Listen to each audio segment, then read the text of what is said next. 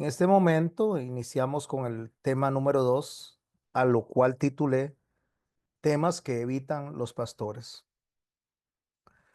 ¿Por qué cuando yo hablo de que son temas que evitan los pastores, algunas personas piensan que el pastor evita estos temas por aspectos dolosos?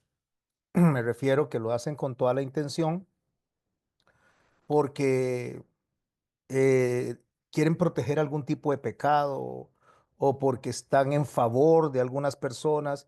No, ese no es el tema de hoy, ni es el tema que estamos tocando en estos cuatro enseñanzas. Y se los voy a comentar desde la parte mía, como pastor.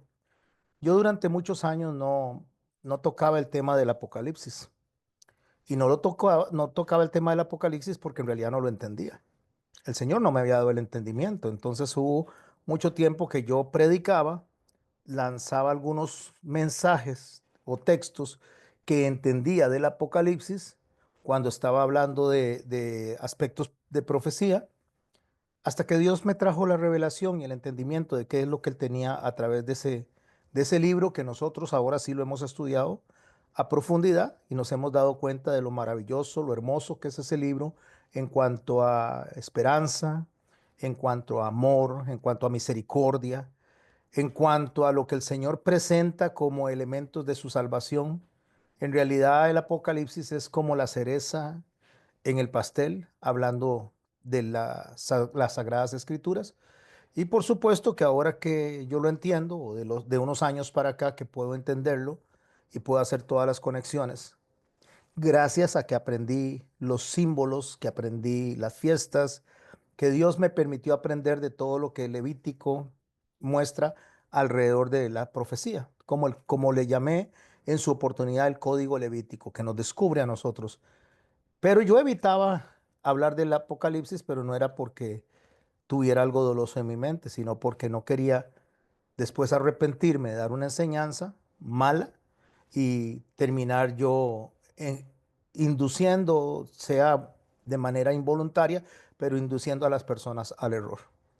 Bueno, algunos pastores evitan justamente algunos temas por esa razón, por ignorancia, porque tal vez no tienen la comprensión total o tal vez porque no han logrado tener una explicación para dichos temas. Dios nos enseñó a nosotros a través de la palabra que todo lo que Dios hace tiene un propósito. Y el propósito principal que Dios tiene es de redención, de salvación, de limpieza, para que nosotros le adoremos de la manera correcta. Para eso fuimos hechos, para eso fuimos creados. Dice la palabra del Señor que Él nos escogió desde antes de la fundación del mundo para la alabanza de la gloria de su gracia. ¿Y qué es alabar al Señor? ¿Qué es alabar la gracia del Señor? La gracia del Señor se refiere a Jesucristo en descenso. Cuando me refiero a Jesucristo en descenso, me refiero a que Dios hecho hombre, esa es la gracia del Señor. Gloria en descenso, eso significa gracia. Es Dios entre nosotros. Emmanuel, lo dice el profeta, que Dios es en nosotros. Cuando habla entre nosotros, habla Dios como Espíritu Santo sellando nuestros corazones. Esa es la gracia, algo que no merecemos. Gloria en descenso. Cuando nosotros estamos orando al Señor, por eso es que todas las enseñanzas tienen una conexión. Cuando estamos orándole al Señor, eso es lo que nosotros de una manera simbólica tenemos, descender los cielos a donde estamos nosotros orando, sea solos o sea en comunidad, sea solos o sea con la iglesia. En la oración, el reino de los cielos desciende en medio de nosotros, donde el Espíritu Santo ya habita. Y cuando nosotros estamos cantando, cuando estamos adorando, nosotros subimos de una manera simbólica al reino de los cielos, donde están los ángeles, donde están los querubines, donde están los serafines, donde dicen santo, santo, santo es el Señor. Ese es el intercambio que hay, por eso somos sacerdotes. Sacerdotes es puente, es como lo vio Jacob, ángeles que suben y ángeles que bajan. Es un mensaje que sube y un mensaje que baja. Esa es la conexión y de ahí Jesús es el puente. Jesús es el sumo sacerdote que nos conecta a nosotros. Entonces, todo mensaje que se predica debe llevar ese enfoque, conexión, conocer al Padre y conocer al Hijo, dijo el Señor Jesucristo. Esa es la vida, y esa es la vida en abundancia, conocerlos a ellos para que podamos nosotros disfrutar de esa comunión para con ellos.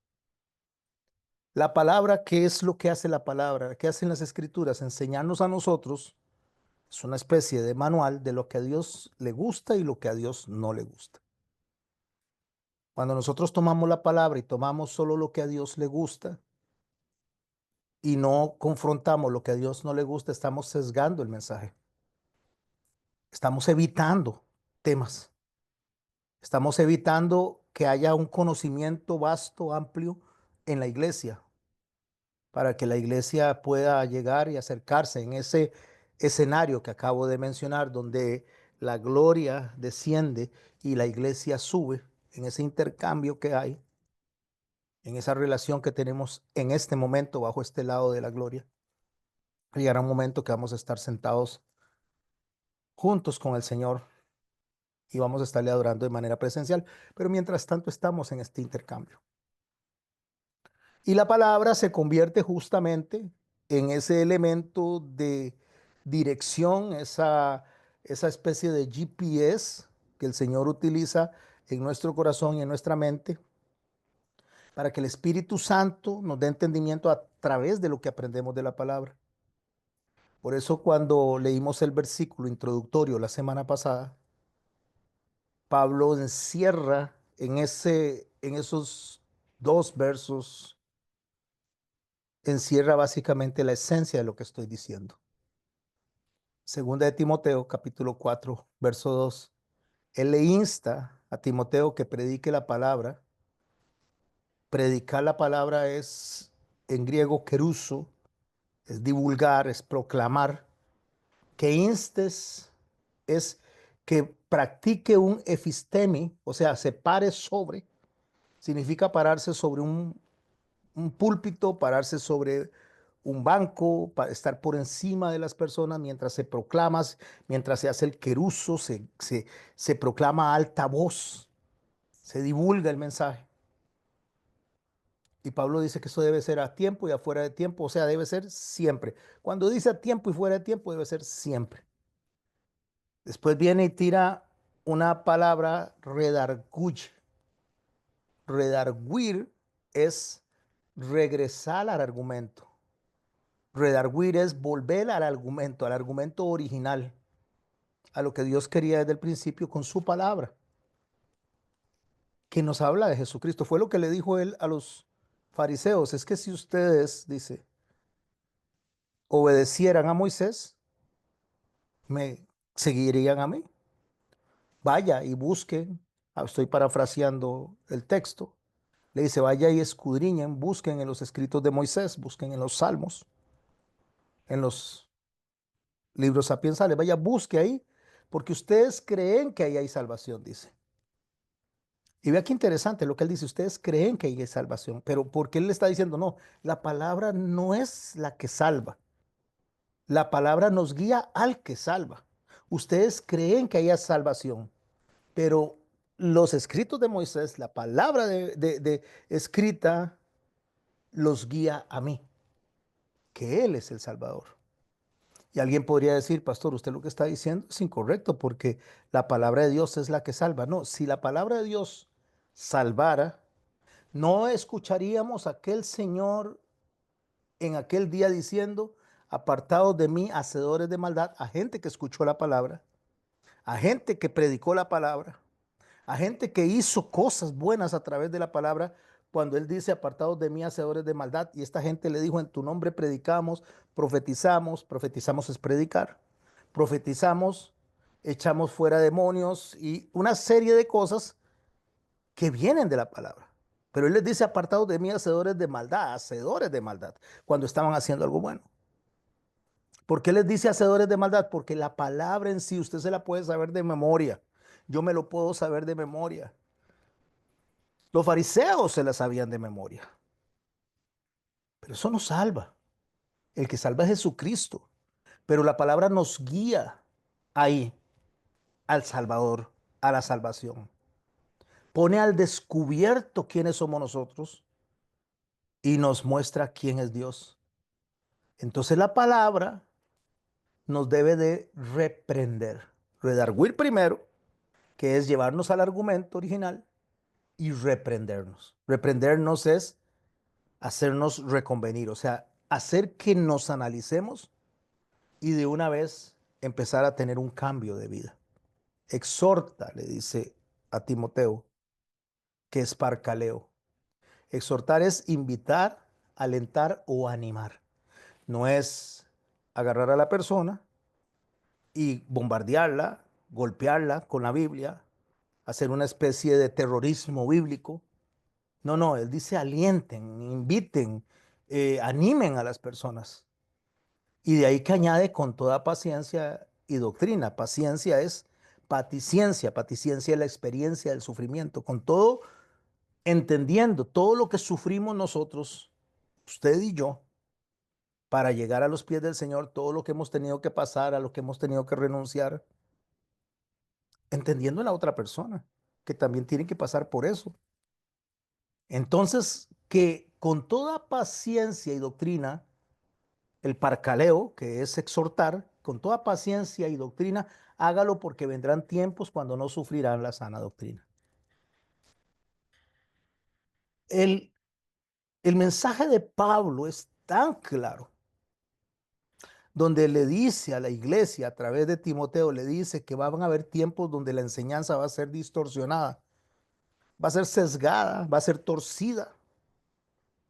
Y entre eso está justamente que los pastores eviten algún tipo de tema por ignorancia, por conveniencia, o tal vez porque son personas que están paradas en un púlpito y no tienen un llamado, están ejerciendo sin llamado y lo único que presentan son sus opiniones, sus argumentos. Entonces la gente sufre justamente la ausencia de la sana doctrina. Y si usted le pregunta a cualquier persona que si está recibiendo sana doctrina, le va a decir que sí, no importa quién le pregunte. Usted puede preguntarle a cualquier creyente de cualquier denominación, a cualquier pastor, y le va a decir que está recibiendo sana doctrina. Porque a veces la persona no entiende ni siquiera lo que es sana doctrina. Y déjeme decirle que uno de los efectos de la sana doctrina, mis hermanos y mis hermanas, es el cambio del individuo. La palabra cambia, la palabra transforma. Si yo estoy recibiendo un mensaje que no me transforma, que no me cambia, que no me lleva a los pies de Cristo, a arrepentirme de mis pecados y continúo siendo el individuo, hay un problema con la palabra que se está refiriendo, ya sea la palabra en sí o el emisor de la palabra, que no transforma. Porque hay personas alrededor de ese mensaje que por tener comezón de oír, que es el resto del mensaje que le está dando Pablo a Timoteo, por tener comezón de oír, dice, se amontonarán maestros conforme a sus propias concupiscencias. Maestros se van a acercar con sus propios deseos y se apartarán de la verdad o apartarán de la verdad el oído. Apartarán de la verdad el oído. A ver si lo podemos leer con cuidado. Apartarán de la verdad el oído. No dice que la verdad se va a ir, sino que están escuchando la verdad, pero van a poner atención a otra cosa, van a ver hacia otro lado, se van a tapar el oído. A mí me trae recuerdo cuando era niño, me acuerdo que nos poníamos a jugar entre los chiquillos y a veces algunos decía algo y los demás se ponían y se hacían los oídos. No oigo, soy de palo, no oigo, no oigo, soy de palo. Y se hacía ruido en los oídos. Eso era como decir, no te voy a oír aunque te esté oyendo. Y el ruido que se hace al usar las manos en los oídos provocaba que no pudiera escuchar a la otra persona, aunque la otra persona estuviera hablando. Hoy en día el ruido justamente es eso. El ruido consiste en la concupiscencia, en el oído que está deseando oír lo que desea el hombre y no lo que Dios desea. Y al apartarse se vuelven a las fábulas, mutsos, fábulas, mitos. Por eso es que cuando entramos en temas como el que vamos a tocar hoy, que vamos a hablar de la identidad del individuo, de la identidad sexual del individuo. Entonces estos temas se vuelven temas incómodos para algunos pastores y se vuelven en temas incómodos de escuchar o de preguntar para algunos creyentes. Y cuando se habla de sexualidad, se toma la ciudad de Sodoma y Gomorra como un ejemplo de lo que Dios hizo contra los pecados de depravación sexual. Y aprendimos, mis hermanos y mis hermanas, la semana pasada, y estoy repasando todo esto por la importancia del tema de hoy. Aprendimos la semana pasada que el problema de Sodoma y Gomorra no era de índole sexual solamente. Sí habían problemas de índole sexual. Habrían problemas de identidad de género, pero no era lo único que el Señor estaba llamando la atención. ¿Y cómo fue que lo supimos? Porque Ezequiel escribió en el capítulo 16, verso 49, acerca de lo que realmente había en Sodoma y Gomorra como problema, lo que Dios señaló como pecado. Y dice así en Ezequiel 16, 49, esta fue la iniquidad de Sodoma. O sea, este es el pecado de Sodoma. Tu hermana dice, soberbia, saciedad de pan. O sea, eran unos soberbios, no les faltaba nada. Saciedad de pan significa que tenían todo el alimento hasta para botar, si fuera el caso. Abundancia de ociosidad, o sea, había mucha vagancia. Tenían de todo, y como tenían de todo, entonces eran unos vagos, y eran unos vagos que se les exaltaba el yo propio, el yo-yo. Como estaban tan soberbios, como estaban saciados de todo, no fortaleció la mano del afligido, o sea, no ayudó a las personas. Ahí hay una ausencia de amor, de compasión, de solidaridad, porque no le dio la mano, no fortaleció al afligido y al menesteroso. Se llenaron de soberbia, dice Ezequiel. Hicieron abominación delante de mí. Cuando los vi, las quité. ¿Se da cuenta, mis hermanos? Cómo la soberbia hacía que se creyeran autosuficientes. La prosperidad la usaban para su propio placer y no para los otros, como hoy día está el evangelio de la prosperidad metido dentro de las congregaciones. Eso generaba una falta de misericordia. No ayudaban a los necesitados, no ayudaban a las personas que estaban en carencia. Generaba una corrupción total dentro de la que está justamente la inmoralidad sexual, la inmoralidad desenfrenada, a raíz de todas estas cosas. Así que era un problema de corrupción total lo que había ahí. No solo la homosexualidad, sino había un problema completo. Había abuso, había violencia. Y eso los llevó a ellos a recibir el juicio de Dios. No solo por un pecado en particular, sino por toda una sociedad que se había pervertido a niveles alarmantes. Así que ignorar esto que acabo de explicar desde el contexto bíblico nos pone a nosotros a predicar un mensaje sesgado. Nos pone a predicar un mensaje donde se acusa a Sodoma y a Gomorra por un solo pecado. Y un mensaje que ha sido sesgado, lo que hace es, al no abordar la totalidad del problema, desvía las mentes del verdadero problema. Entonces esta sociedad que había rechazado a Dios, esta sociedad que en todas las áreas se había rebelado contra Dios, al venir nosotros en la actualidad y tomar un solo pecado en particular, nos va a promover el legalismo. Porque al no reconocer que hay más pecados dentro del juicio de Dios para Sodoma y Gomorra, como fue la soberbia, la indiferencia, el abuso, la injusticia, entonces se meten a un grupo de personas dentro del saco y otro grupo de personas se sale del saco. Eso sucede, mis hermanos, cuando nosotros tenemos un mensaje donde acusa un área y evita la otra. Cuando David habla de su pecado de sexualidad, cuando estoy hablando es del abuso que él tuvo contra aquella mujer, abuso de poder, la mandó a traer, él era el rey, ella no le quedaba más que venir, venía forzada.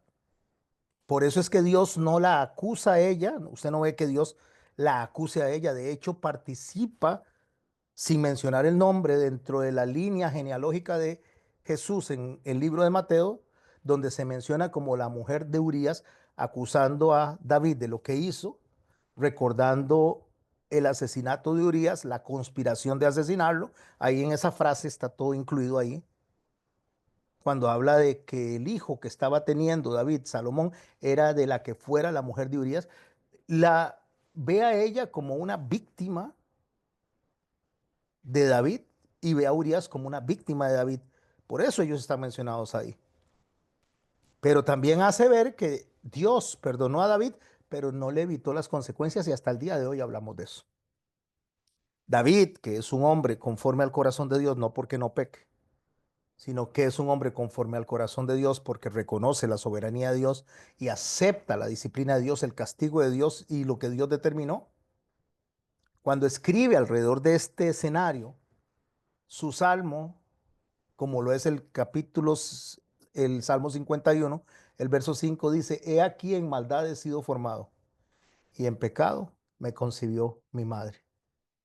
Una vez escuché a un predicador decir que esto lo que significaba es que la madre de David, la esposa de Isaí, había adulterado.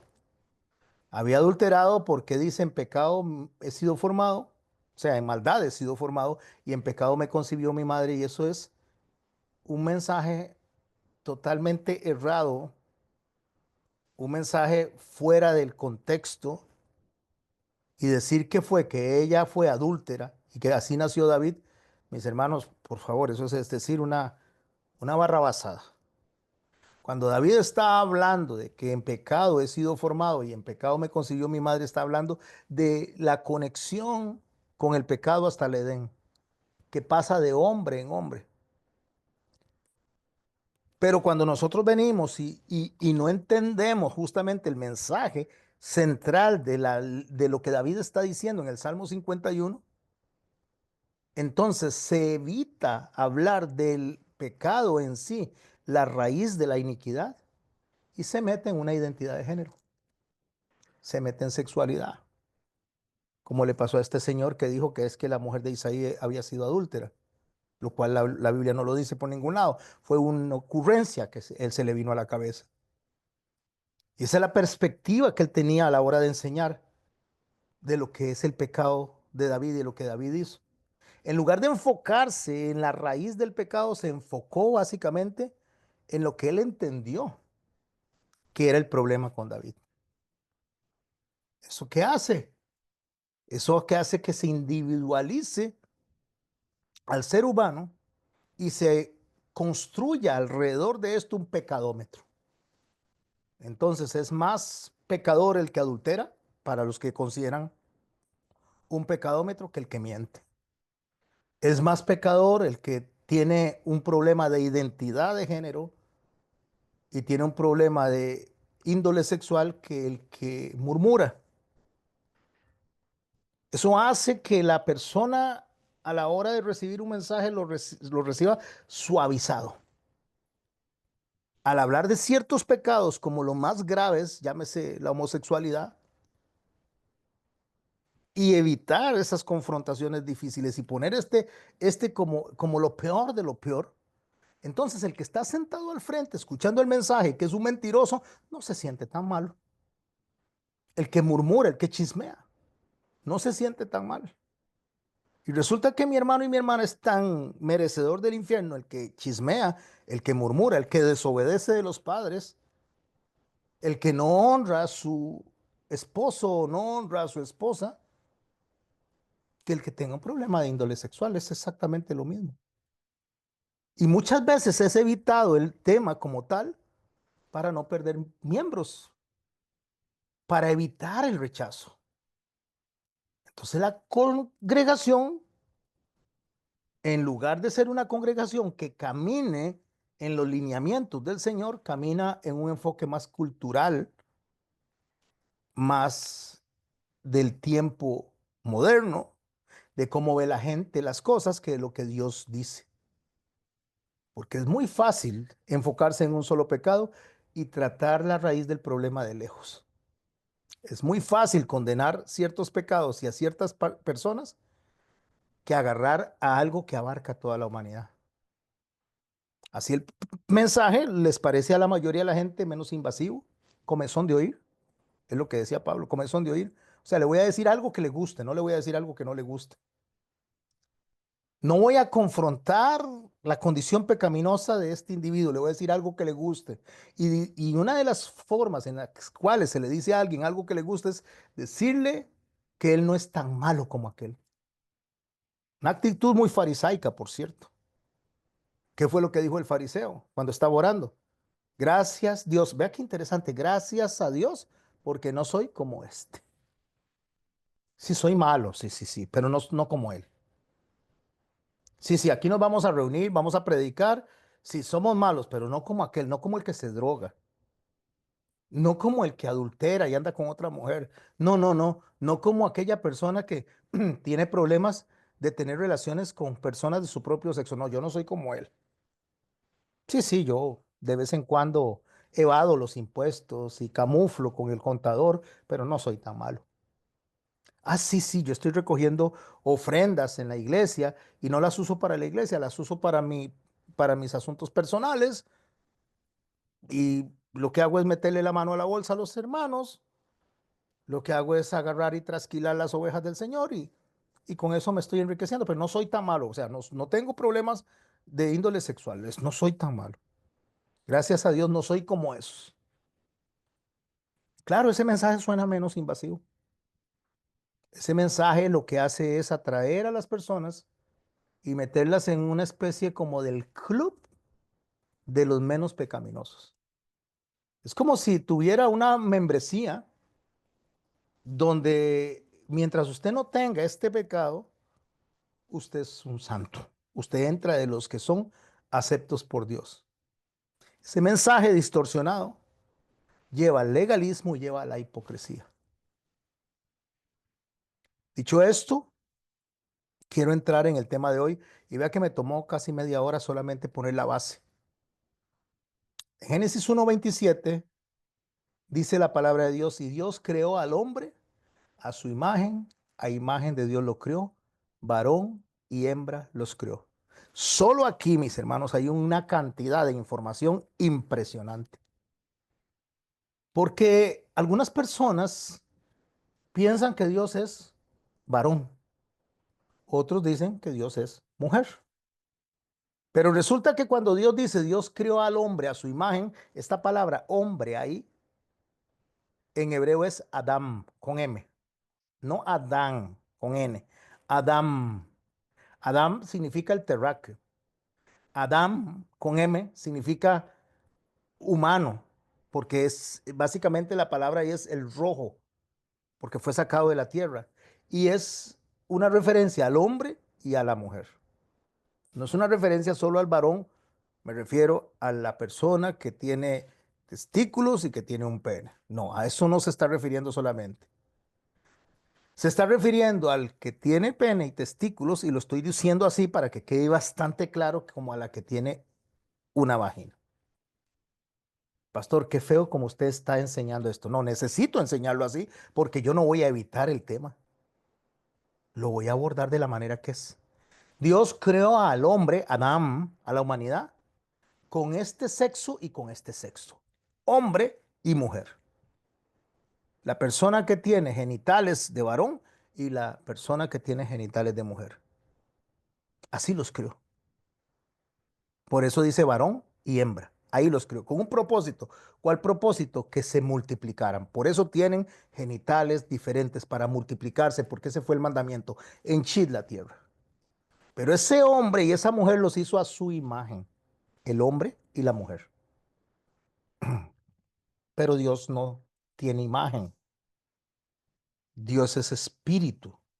Dios no tiene forma. Dios tomó forma cuando vino el Señor Jesucristo y tomó de la humanidad de María lo que fue el óvulo y la semilla del Espíritu Santo, porque para que naciera nuestro Señor Jesucristo. Ahí tuvo cuerpo. Pero antes de eso, hablando del Padre, hablando del Elohim, hablando de Hashem, Dios no tiene cuerpo. Aunque la palabra usa el, el ejemplo del ser humano para que podamos entender nosotros en atributos físicos del ser humano, podamos entender algunos propósitos que Dios tiene para nosotros. Pero está claro, claro, mis hermanos, que Dios es espíritu. Juan 4:24 lo puede anotar. Lo que significa que no tiene cuerpo, aunque se menciona con características humanas. En el lenguaje bíblico, cuando se habla de Dios, se usa mucho pronombres masculinos para referirse a Dios como el Padre, como el Señor, como el Rey. Pero también se utilizan metáforas femeninas. Cuando se le compara en Isaías 49:15, se compara con una madre que no se olvida del hijo. En Isaías 66:13 se dice, como aquel a quien consuela su madre, así los consolaré yo. Se está comparando con una madre. En Mateo 23:37 Jesús usa la imagen de una gallina protegiendo a sus polluelos, lo cual está reflejando en Dios cualidades maternas, pero no porque Él sea hombre o sea mujer. Él es espíritu, Él es Dios. Y no me voy a meter a profundidad en este tema porque no es la idea es identidad. Si somos a imagen de Dios y somos a semejanza de Dios, ¿qué significa eso? Será imagen de Dios, o sea, lo que se ve de Dios, esa es la imago Dei de Dios. Entonces la pregunta es, bueno, pastor, ¿y qué se ve de Dios en nosotros?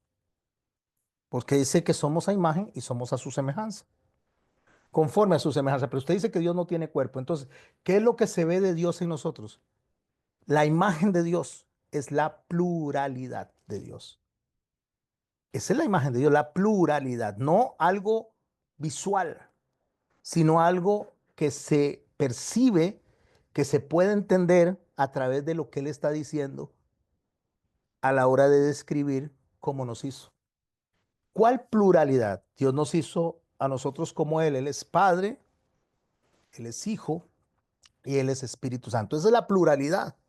Él nos hizo a nosotros como una familia.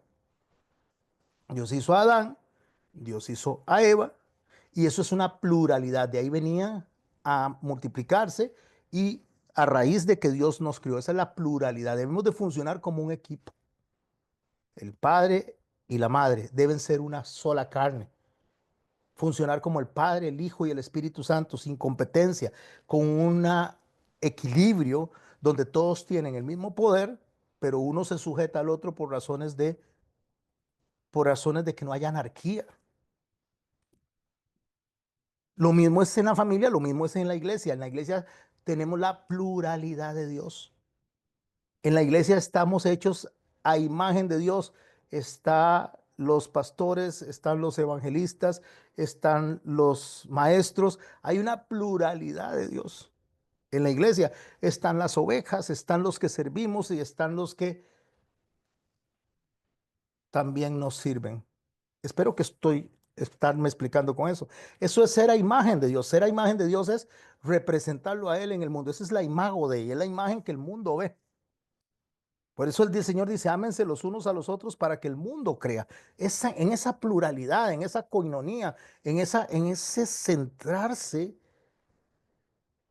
con, como un solo cuerpo para que la gente vea a Dios en nosotros. ¿Y la semejanza, pastor? Entonces, ¿dónde está? Si Dios no tiene nariz, no tiene oídos, no tiene boca, entonces ¿dónde está la semejanza? Ya me habló de la imago Dei, de la pluralidad, pero ¿y la semejanza? La semejanza es que Dios es creativo, la semejanza es que Dios ama, la semejanza es que Dios perdona, la semejanza es que Dios se duele, la semejanza es que Dios se alegra, la semejanza de Dios es que nosotros vamos a tener dentro de nosotros eso que nos conecta a Dios, que nos hace diferentes a las demás criaturas. Nos hace como Dios. Por eso es que dice, creó Dios al hombre a su imagen de Dios los creó, varón y hembra los creó. ¿Qué está sugiriendo esto? Lo que está sugiriendo es que el hombre va a reflejar, tanto el hombre como la mujer, y en conjunto va a reflejar el carácter de Dios. Dios no es masculino en sentido humano, pero usa ese lenguaje masculino para mostrarse a la humanidad. Dios no es femenino en sentido humano, pero usa ese lenguaje femenino para representarse delante de la humanidad. Así que tanto el hombre como la mujer llevamos en conjunto la semejanza de Dios, en conjunto, no por separado. Así que desde el principio Dios establece una identidad para que el hombre se multiplique. Una identidad, aquí cuando estoy hablando del hombre, estoy hablando nuevamente de Adán, de la humanidad como tal, no de Adán, sino de Adán. Establece para el hombre esa identidad de género, esa sexualidad, para que el diseño sea perfecto, para que el hombre se multiplique, para que el hombre, dice la palabra, henchid la tierra, fructificarla, para que el hombre se multiplique. Fue diseñado para que se multiplicara. Dice que el pecado de Adán y Eva, algunas personas de manera ignorante dicen que el pecado de Adán y Eva fue haber tenido relaciones sexuales. Y resulta que la palabra de Dios dice que el Señor le dice a Eva que a partir de este momento se multiplicarán tus dolores de parto. O sea, que sí iba a parir, pero era sin dolor. Por lo tanto, el texto mismo me dice que el hombre y la mujer se iban a multiplicar y para multiplicarse tenían que tener contacto sexual. Ese fue su diseño. Con la caída, pues entra el pecado, se distorsiona todo lo que Dios quería para el hombre y incluye la percepción que tiene el hombre de sí mismo, de lo que es Dios y de lo que el hombre debe ser. Entonces la Biblia me enseña a mí que el problema no es solo lo que hacemos, sino lo que realmente somos. En esencia somos personas con una naturaleza pecaminosa. Eso es lo que dijo David y es lo que dice Pablo a la iglesia en Roma. Por cuanto todos pecaron, están destituidos de la gloria de Dios. Todos. Y todos incluye a todos, hombre y mujer.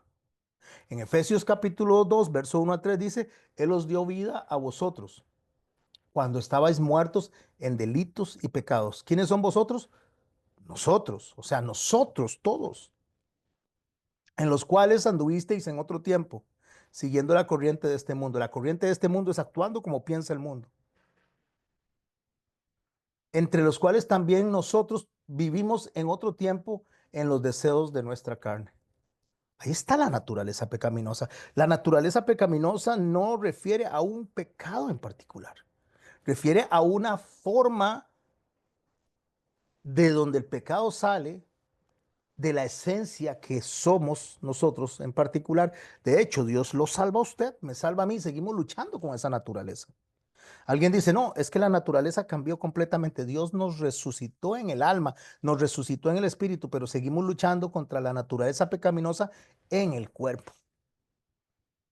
Pablo dice, ¿quién me librará de este cuerpo de muerte? Cuando Pablo empieza a explicarle a la iglesia en Roma justamente esto que estoy diciendo yo, Pablo dice, miserable de mí que lo que quiero hacer no es lo que hago y lo que hago no es lo que quiero.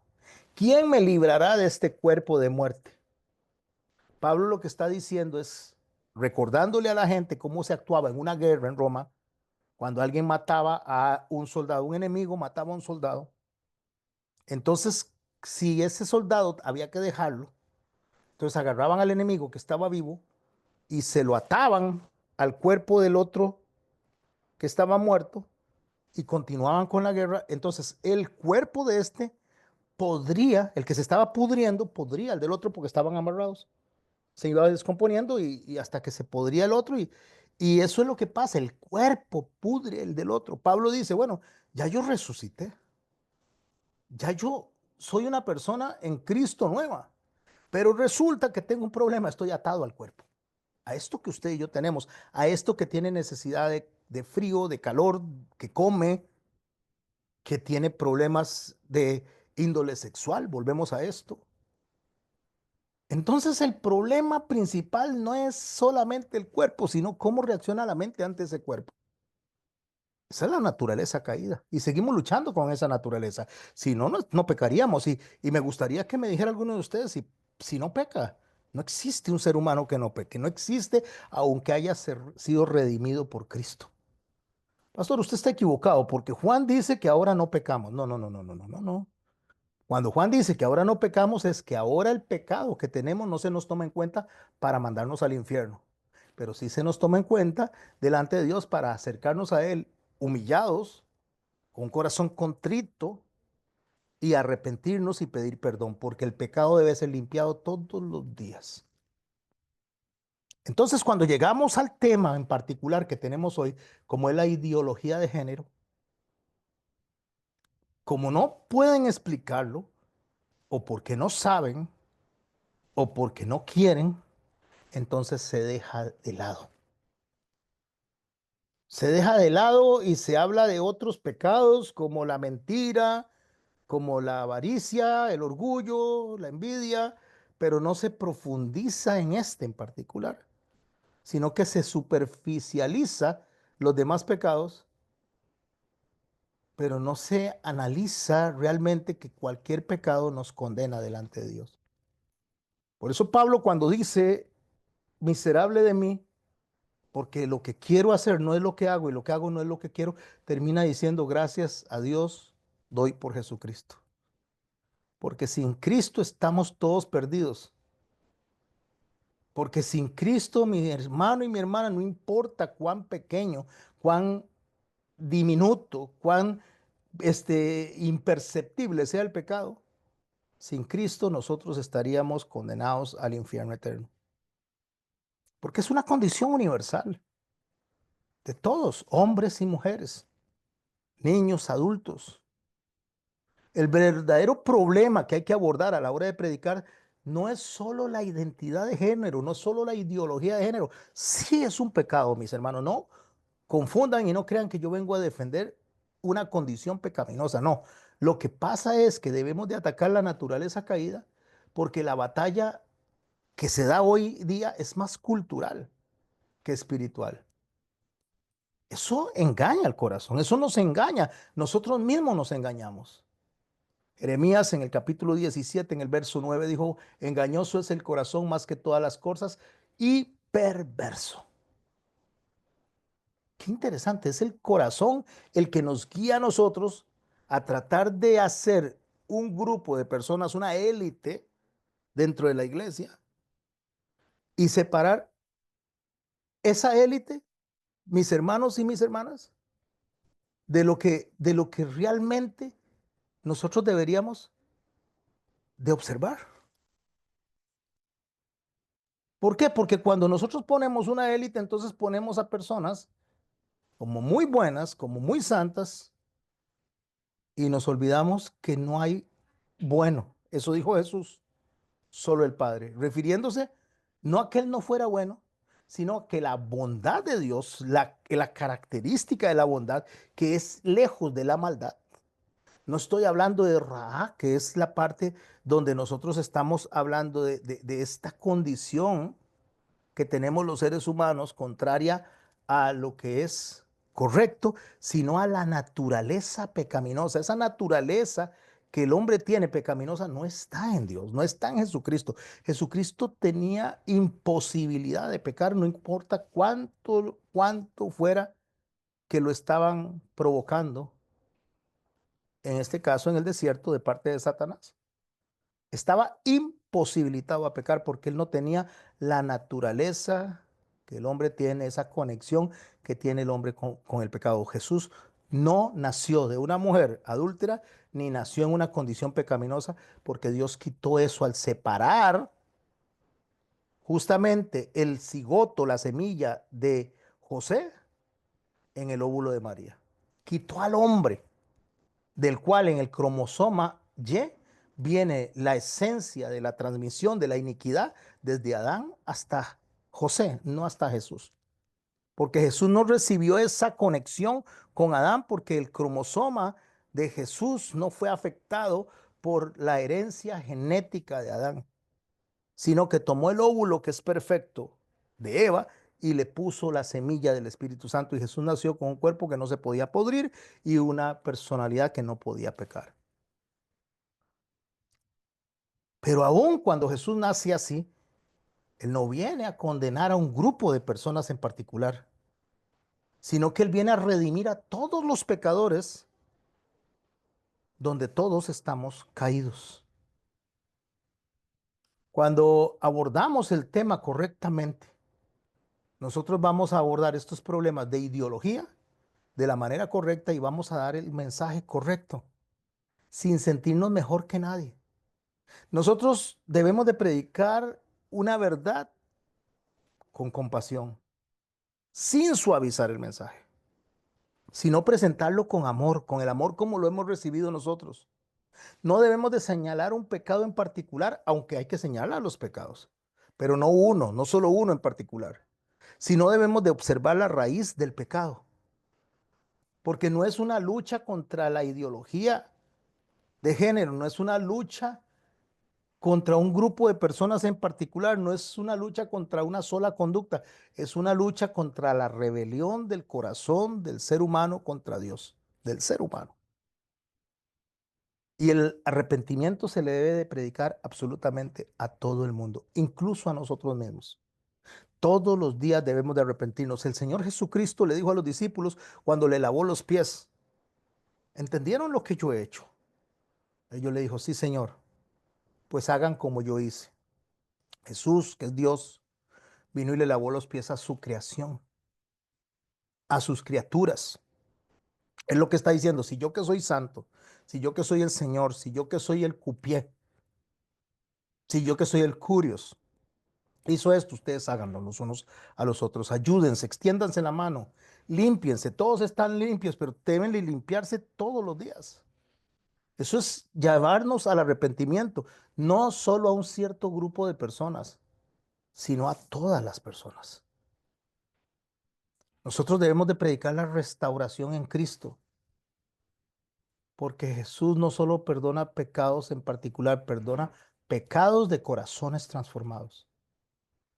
Y eso nos lleva a ser una nueva criatura. En 2 Corintios, en el capítulo 5, en el verso 17, dice, de modo que si alguno está en Cristo, ese alguno incluye a todos los que han sido convertidos, los que han sido llevados a la vida, nueva criatura es. Las cosas viejas pasaron, he aquí, todas son hechas nuevas. La iglesia debe abordar el tema de identidad sexual no de manera superficial, ni tampoco solo como algo externo, sino debe abordarlo como la raíz de la naturaleza pecaminosa de todo ser humano. Cuando nosotros logramos enseñar correctamente de la ideología de género, de homosexualidad, no estamos hablando de confusión. No son personas confundidas, no somos personas confundidas. No está confundido el chismoso, no está confundido el borracho, no está confundido el que murmura, no está confundido el que desobedece. No es confusión, es una identidad, perdón, pecaminosa que tenemos. Por eso es que tenemos que tener mucho cuidado, porque a veces hay pecados que señalamos porque se ven, pero hay otros pecados que no se ven. Y como no se ven, entonces llegan las personas a las congregaciones, levantan las manos, adoran y alaban, entonces ven al otro que está teniendo un problema de índole sexual, o ve al otro que llegó alcohólico, o ve al otro que llegó con un problema de drogadicción, y esos son los pecadores de la congregación. Pero resulta que ya solo mi mente de estar viéndolo a ellos como menos, gracias Dios que no soy como ese, ya tengo un problema. Ya el corazón me está engañando a mí mismo. Ya estoy viéndome mejor que aquella persona. Y Jesús dice, no, no, no, no, no es lo que se ve de afuera, no es lo que entra al hombre lo que lo contamina, es lo que sale de él, porque del corazón salen los malos pensamientos, los homicidios, los adulterios, las fornicaciones, los hurtos, los falsos testimonios, las blasfemias. Así que mis hermanos y mis hermanas, el problema no es de identidad sexual solamente, es un problema donde nosotros todos estamos espiritualmente deficientes, deformados. El pecado nos afectó a todos, afectó nuestra identidad original. Fuimos creados a imagen y semejanza de Dios. Varón y hembra nos hizo. Esa imagen se distorsionó. Esa imagen provocó egoísmo, provocó una lucha, una batalla. Cuando se distorsionó la imagen, provocó una batalla que no se da en los cielos. El Padre no se pelea con el Hijo y el Hijo no lucha contra el Espíritu Santo para tomar una posición. El Padre envía al Hijo y el Hijo envía al Espíritu Santo. El Espíritu Santo nos guía al Hijo y el Hijo nos guía al Padre. Así funciona la pluralidad de Dios. El hombre debe de tomar la posición de sacerdote y guiar a su familia hacia Dios.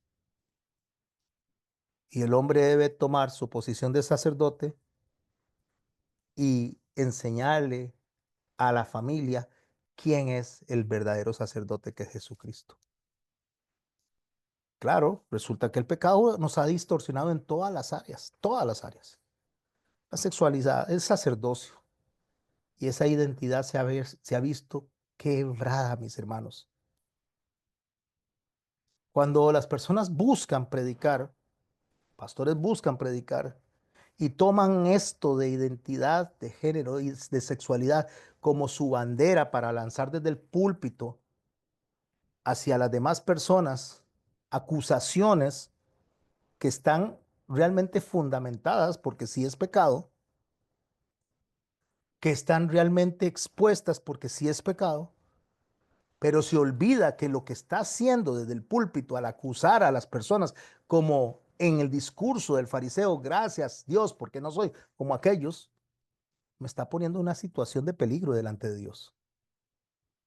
Me está poniendo en una situación de condena delante de Dios. Porque esto no es simplemente hablar de comportamiento, no es solamente decirle a una persona, hay que cambiar de comportamiento, sino que tenemos que entender la condición de esa persona y mi condición propia. Y cómo nosotros, tanto ellos como nosotros, debemos de buscar la identidad de Cristo. Tal vez cuando yo presenté estos temas, que la gente evita, o que temas que los pastores evitan, y hablé de ideología de género, hablé de sexualidad, tal vez en la mente de muchas personas dice, ahora sí, este pastor nos va a hablar a nosotros y le va a hablar fuerte a estos grupos que se mueven alrededor del mundo. No, mis hermanos, qué error más grande. Qué error más grande, porque no es suficiente con cambiar hábitos, con cambiar conductas. Necesitamos una transformación interna todos los seres humanos. No solo se trata de decirle a una persona, deje ese pecado. No solo trata de decirle a una persona, deje de tomar y Dios lo va a recibir. Puede dejar de tomar y Dios no lo recibe. Puede dejar de practicar el contacto de una persona con otra del mismo sexo y Dios no lo recibe, porque no se trata de dejar de hacer algo. El verdadero problema no es sexual, el verdadero problema no es solamente un problema de género, el verdadero problema no es solo la lujuria, el verdadero problema no es solo la mentira, el verdadero problema es que el ser humano está espiritualmente muerto y necesitamos de la gracia de Dios para poder resucitar, para morir y resucitar en Él. Porque la verdad, mi hermano y mi hermana, para ir cerrando con esto y que hablemos alrededor de este tema, la verdadera, el verdadero mensaje es poder entender la verdad y la gracia. Y hablar de estas dos cosas, la gracia de Dios, la gloria de Dios en descenso. Cuando Jesús le habla a la samaritana, perdón, a la samaritana no, a la mujer adúltera, la que estaba por ser apedreada, por ser lapidada, una de las cosas que él le dice cuando todos se fueron, le pregunta, ¿dónde están los que te condenan? Ella dijo, no, Señor, no están. Y él dijo, ni yo te condeno. Juan 8:11, ni yo te condeno, vete y no peques más. Ni yo te condeno. Jesús no aprobó el pecado en ningún momento, pero tampoco la destruyó. porque eso es lo que tenemos, Señor, que predicar. Mis hermanos y mis hermanas, lo que el Señor nos enseñó a predicar es justamente confrontar la raíz del problema. No solo es decirle a una persona, Dios te hizo mujer y Dios te hizo hombre. No, esa no es el mensaje. Eso es muy superficial. Porque un hombre muy macho y muy masculino y muy varonil se va a ir al infierno si no tiene una conversión. Y una mujer muy femenina, muy frágil, muy bonita, se va a ir al infierno si no tiene una conversión. El llamado al arrepentimiento es el centro de todo esto. El llamado al arrepentimiento a ser detractores de Dios. Debemos dejar claro, mis hermanos y mis hermanas, que necesitamos de una nueva identidad en Cristo. Nosotros no podemos agarrar y rechazar a las personas solo por conducta, porque si fuera por conducta, usted y yo deberíamos de ser rechazados también.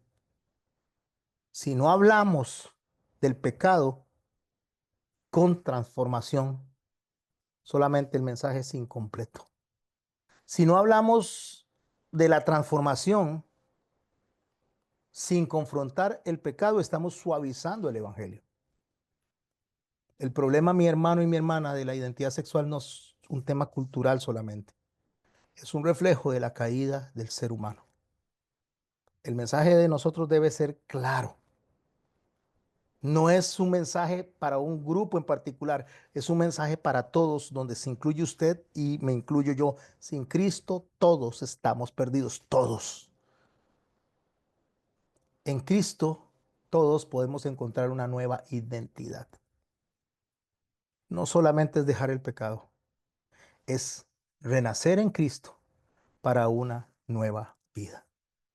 Así que mis hermanos, si estamos predicando el mensaje, tiene que ser el mensaje correcto, completo. Y dejar de escudarnos nosotros detrás de conductas pecaminosas que creemos que son más graves que las nuestras. Porque lo único que estamos haciendo es entrando en un grupo de personas a las cuales el Señor les va a decir a ese montón de religiosos, a ese montón de personas que predican, profetizan, que sanan, que hablan en lenguas, a ese grupo de personas les va a decir apartados de mí, hacedores de maldad, y los va a mandar al infierno con el ángel, con Satanás, perdón, y sus secuaces. Así que mis hermanos, quiero cerrar con esto. Y me gustaría o deseo haber quedado claro con todo este mensaje. La otra semana, si Dios lo permite, tenemos el tercer tema. Cristianos, ansiedad y depresión. ¿Qué es eso? ¿Falta de fe o realidad humana? ¿Tiene usted problemas de depresión? ¿Tiene usted problemas de ansiedad? Y alguien llega y le dice, hey, pero es que usted no es que es cristiano. ¿Cómo usted está pasando por esto? ¿Qué es lo que tiene usted? ¿Falta de fe? ¿O es que realmente tenemos un problema, el cual no hemos logrado identificar? Vamos a hablar de eso y vamos conectados a esto. Dejo de grabar y cuando hablé de identidad y que iba a abordar la identidad, más que la identidad del ser humano, deseé que pudiéramos aprender de la identidad de Dios, porque si entendemos la identidad de Dios, entonces vamos a entender para qué fuimos llamados, cuál es el propósito para el cual fuimos creados, cuál es nuestra misión y que nuestra misión no es si es hombre o si es mujer. Nuestra misión es que somos en conjunto un grupo de personas que cuando estemos delante de Dios no nos daremos en casamiento porque seremos asexuados como los ángeles y ya no nos multiplicaremos porque la misión de multiplicarse es aquí en la tierra. En el cielo y en la presencia de Dios, nuestra misión es adorar y alabar porque así hemos sido creados para eso, para la alabanza de la gloria de su gracia. Cierro el mensaje, cierro la grabación. A ver.